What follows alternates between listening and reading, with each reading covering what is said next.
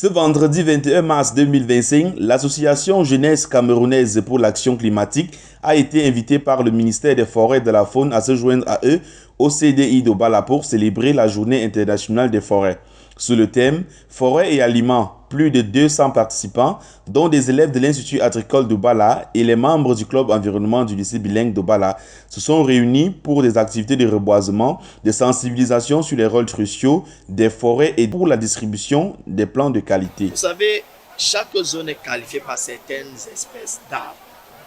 Il est mieux ici pour nous de planter des arbres qui s'adaptent à la localité, au microclimat de la Léquié.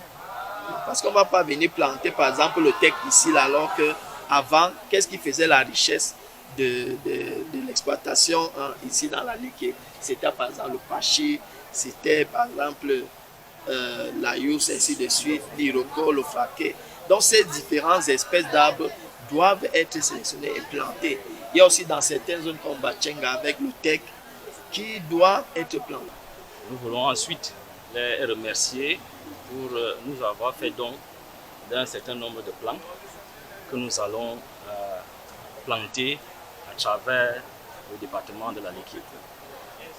Nous avons commencé cette activité il y a quelques années, l'activité de reboisement.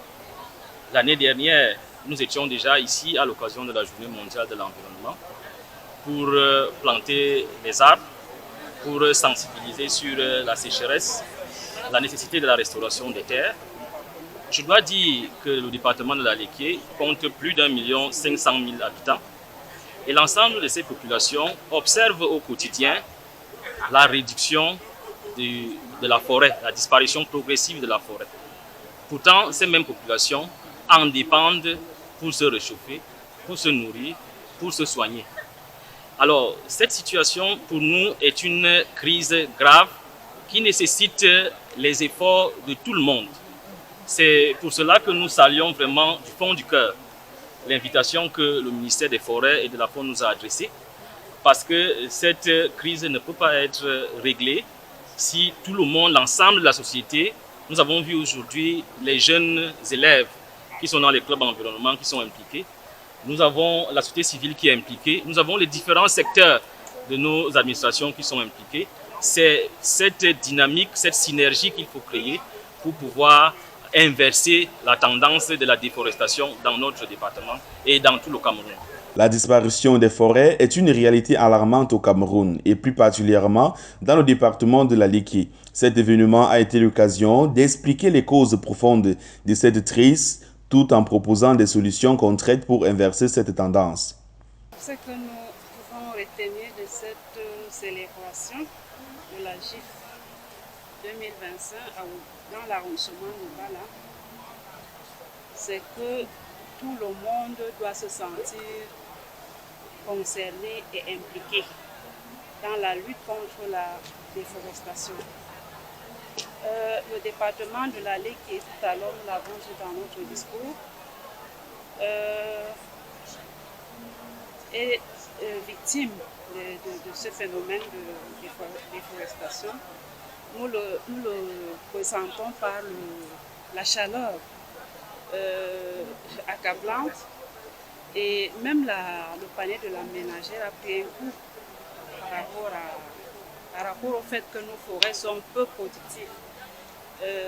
Nous interpellons donc toutes les populations de l'arrondissement d'Obala à se prêter à ce jeu, notamment planter ne serait-ce qu'un arbre, que ce soit dans nos concessions, dans nos établissements, dans nos lieux de service. Chaque Camerounais doit planter au moins un arbre pour lutter contre ce phénomène de changement climatique. Non seulement planter, mais assurer le suivi de ces plantations des arbres. Ainsi, nous invitons les populations, c'est-à-dire toutes les associations, à se joindre à nous pour planter les arbres.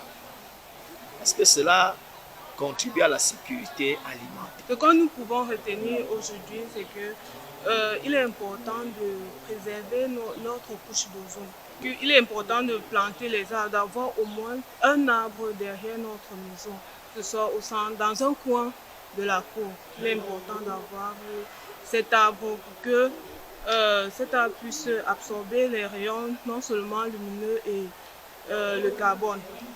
Ce que j'ai retenu aujourd'hui, c'est que nous remarquons qu'il y a le déboisement des arbres qui augmente la chaleur de notre environnement et nous pouvons prévenir ça en plantant les arbres et aussi les arbres fruitiers. Aujourd'hui, plusieurs plans ont été mis en terre dans la ville de Bala pour symboliser notre engagement. À nous maintenant d'en faire bon usage et de veiller sur notre patrimoine naturel.